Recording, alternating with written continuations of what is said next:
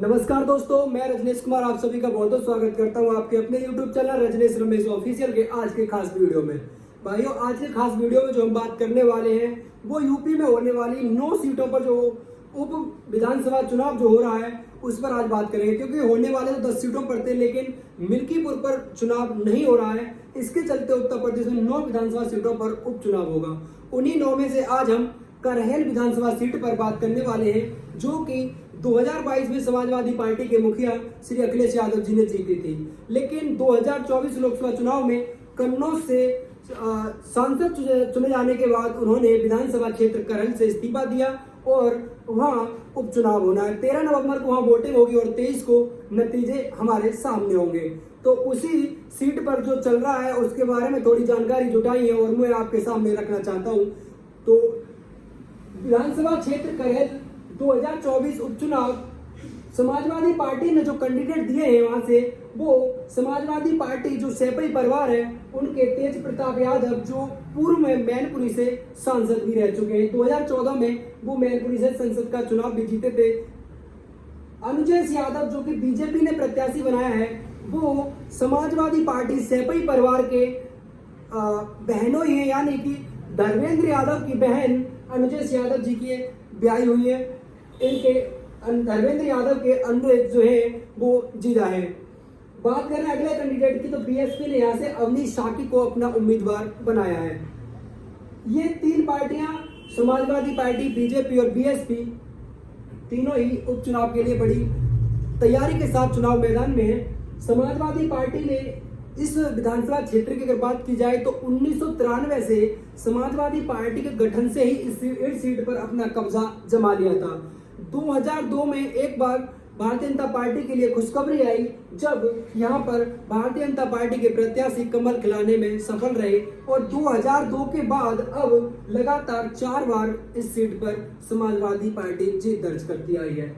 वही बात करूं मैं लोकसभा चुनाव जो हमारे 2024 में हुए थे, तो 2024 में अगर विधानसभा क्षेत्र करहल की बात करें, क्योंकि 2024 जो लोकसभा चुनाव हुए हैं, मैनपुरी लोकसभा क्षेत्र के अंतर्गत करहल विधानसभा आता है और करहल विधानसभा पर समाजवादी पार्टी की जो मैनपुरी से सांसद पद की प्रत्याशी थी और जीती भी है डिम्पल यादव, यहाँ पर भारतीय जनता पार्टी के प्रत्याशी ठाकुर जयवीर सिंह से 57,540 वोटों से आगे रही थी। यानी अगर मैं ये कहूँ कि 2024 में इस चुनाव से पहले भी एक बार समाजवादी पार्टी यहाँ जीत दर्ज कर चुकी है, तो मैं गलत नहीं हूँ।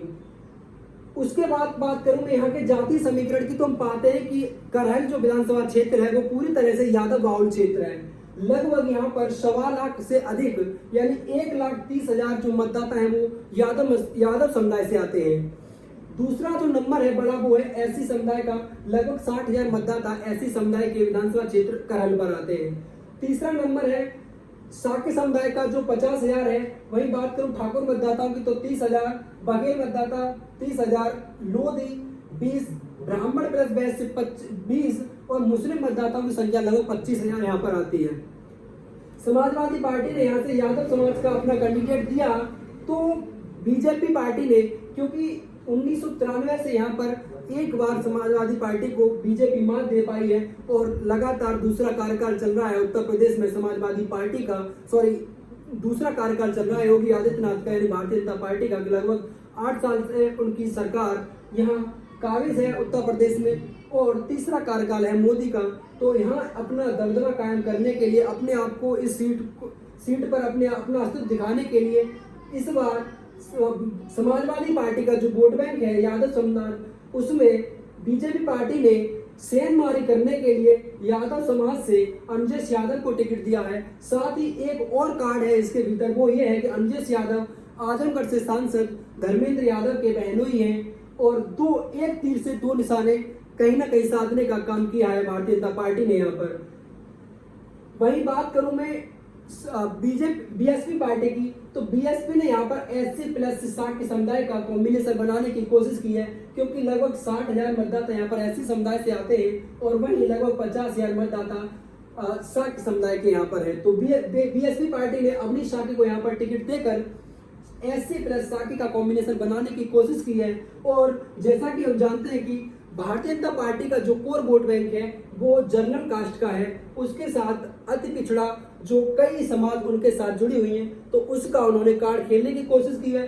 क्योंकि करहल विधानसभा क्षेत्र यादव बाहुल सीट है, तो वहां से उन्होंने यादव प्रत्याशी को टिकट दिया, जिससे कि समाजवादी पार्टी का जो वोट बैंक है उसमें सेंधमारी हो सके।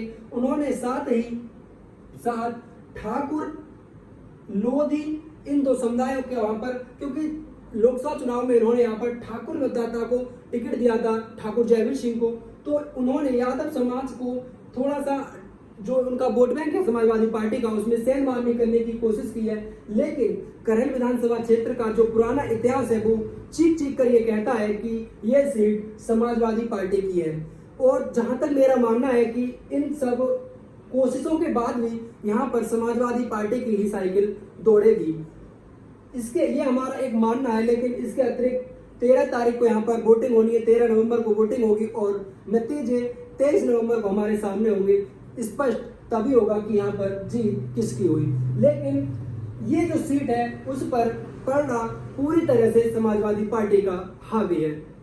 तो भाइयों, ये थी विधानसभा क्षेत्र करहल से जुटाई मेरे द्वारा जानकारी।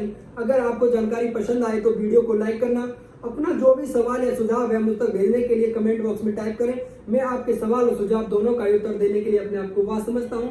तो मिलते हैं अगले वीडियो में, तब तक के लिए एक आपसे स्पेशली रिक्वेस्ट रहेगी कि अगर आप चैनल पर नए हैं तो चैनल को सब्सक्राइब कर ले, बेल आइकन ऑन कर ले। मिलते हैं अगले वीडियो में, तब तक के लिए जय हिंद, जय भारत।